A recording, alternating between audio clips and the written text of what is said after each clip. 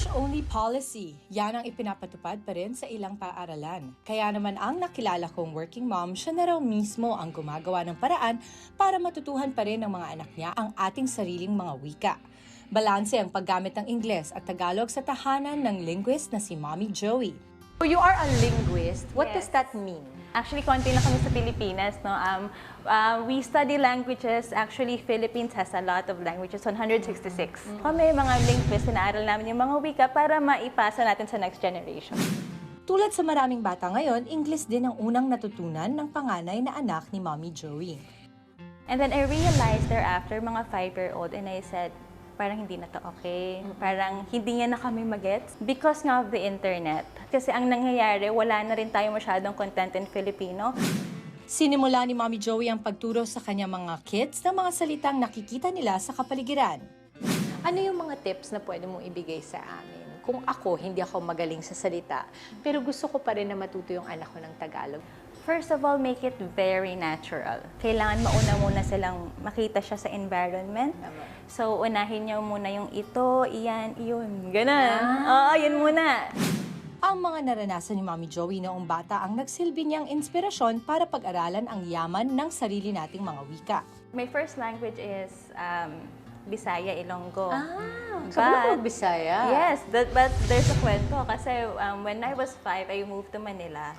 And then, according to my mom, I got traumatized daw with all the bullying. I don't know if you remember, pero noong 90s, 2000, pa yung mga tinatawag na Inday daw yung mga katulong. I stopped. Bisaya. Yeah, and then, English na.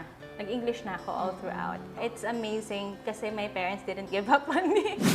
Nagsulat din ng ilang libro si Mommy Joey para mas maging madali para sa mga magulang na turuan ang anak ng mga wikang Filipino. How to teach Tagalog to English-speaking kids. Cute naman! Yeah, it's very. I used this.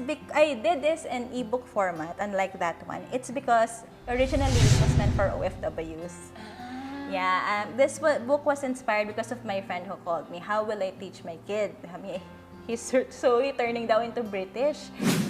Dahil daw sa tiyaga ni Mommy Joey sa pagtuturo ng Filipino, maging ang mga anak niya ay napamahal na rin dito. Tell me about the Maria Clara theme. Yung birthday. I asked her, what do you want for your birthday? Sabi niya, gusto kong maging Maria Clara sa Intramuros. Wow. Hanggat bata pa, importante na matulungan natin ang ating mga anak na ma-develop ang kanilang language at communication skills. Why do you think it's so important na ma-enhance ang language skills ng mga bata? Sayang kasi every kid, every person has something to offer to the world.